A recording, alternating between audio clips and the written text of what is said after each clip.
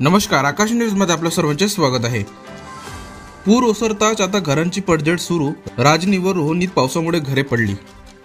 गेल्या 19 जुलैपासून लाखांदूर तालुक्यात झालेल्या मुसळधार पावसामुळे आलेल्या पुराचे पाणी घरात घुसल्याने आता मातीच्या घराची पडझड सुरू झाली आहे। लाखांदूर तालुक्यातील राजनी व रोहिणी येथील घरे पावसामुळे पडली आहेत। लाखांदूर तालुक्यात मुसळधार पाऊस पडला, नदी नाल्यांना पूर आला आहे। बहुतांश गावात पुराचे पाणी शिरले होते।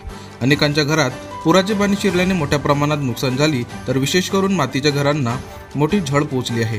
तालुका प्रशासनाने 296 अंशतः तर 33 घरे पूर्णतः पडल्याची नोंद सुरुवातीला दाखवली आहे।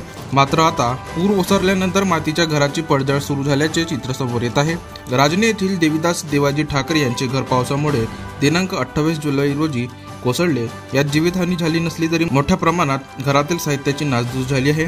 यावेळी शिवसेना शिंदे गटाचे तालुका प्रमुख देवचंद कावडे, पोलीस पाटील गुरुदेव तिगरे, माजी तंटामुक्ती अध्यक्ष नरेश ठाकरे यांनी पडलेल्या घराची पाहणी करून त्या संदर्भात तलाठ्यांना माहिती देण्यात आली आहे।